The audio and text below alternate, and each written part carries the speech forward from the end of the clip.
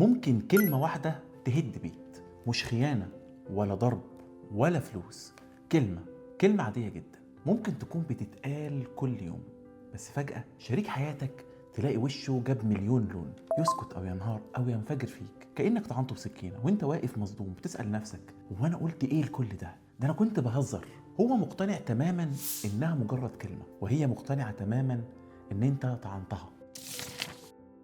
طيب هو مين فيهم الصح؟ المفاجأة إن الاتنين صح، لأن الكلام مش بينزل علينا بنفس الوزن. في كلمة بتنزل على عقولنا، وفي كلمة بتنزل على جروحنا. في العيادة دي من أكتر القضايا اللي أنا بشوفها. خليني أحكي لك حكاية بسط لك بيها الأمور. زوج رجع البيت لقى الأكل متأخر، وبدون تفكير قال لمراته هو أنت أصلا بتعرفي تعملي حاجة صح؟ من إمتى بتعملي حاجة صح؟ بالنسبة له دي جملة غضب عابرة اتقالت في لحظتها، والمفروض إنها تتنسي، لكن بالنسبة لها الجملة دي ما بدأتش النهاردة. هي سمعت نفس المعنى ده وهي عندها 10 سنين. كل ما كانت تغلط ابوها يقول لها يا فالحه، وانت فالحه في حاجه؟ انت عمرك ما هتفلحي. كبرت واتجوزت وكانت فاكره ان الملف ده اتقفل وبدات حياه جديده، لكن الحقيقه ان الملف ده ما اتقفلش. الملف بس كان نايم لحد ما نفس المعنى رجع يتقال تاني. فاللي انفجر في اللحظه دي ما كانش الغضب من الزوج، اللي انفجر كان جرح قديم داست بس على الخراج القديم، وده اللي في الطب النفسي بنسميه المحفزات النفسيه او السايكولوجيكال تريجرز. الكلمه اللي حصلت من شويه ما عملتش الجرح من تلقاء نفسها، هي كل اللي عملته انها داست على لغم قديم. لكن في اكتشاف مهم جدا لعالم العلاقات الاشهر جون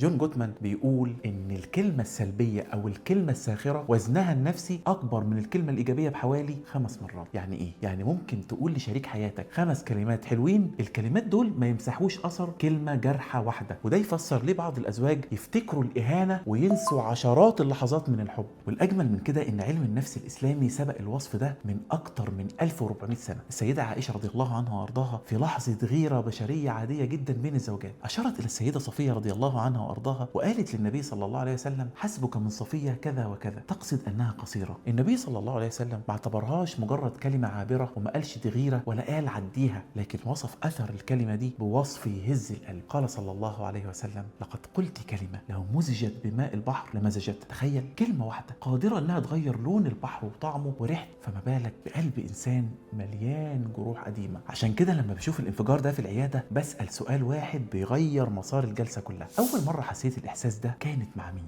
والغريب ان الاجابه نادرا جدا انها تكون مع الزوج او مع الزوجه. الاجابه بترجع 20-30 سنه لورا، لاب او لام او لاستاذ او لتنمر او لتجربه قاسيه. وساعتها بنكتشف الحقيقه ان شريك حياتنا ما خلقش الجرح، هو كل اللي عمله انه حركه وداس عليه. طيب نعمل اولا لما تلاقي رد فعل شريك حياتك اكبر بكتير من الموقف اوعى تكابر، ما تقولش انا ما كنتش اقصد. اسال نفسك هو انا دوست على انهي لغم، واعتذر عن الالم اللي حصل، لانك ممكن ومن غير ما تقصد تكون حطيت اول نقطه سم في بحر العلاقه.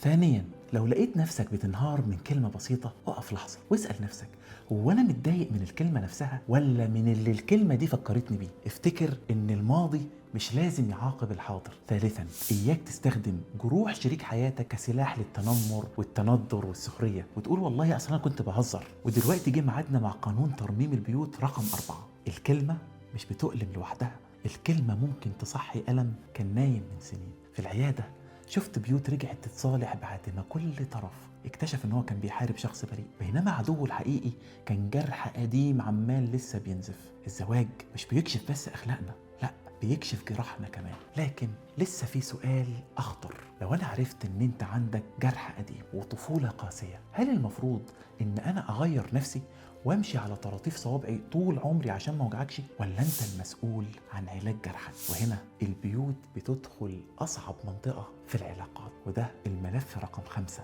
حدود المسؤولية في شفاء الجروح. الملف النهاردة اتقفل، لكن القضية لسه ما انتهتش. اشوفكم في الملف القادم.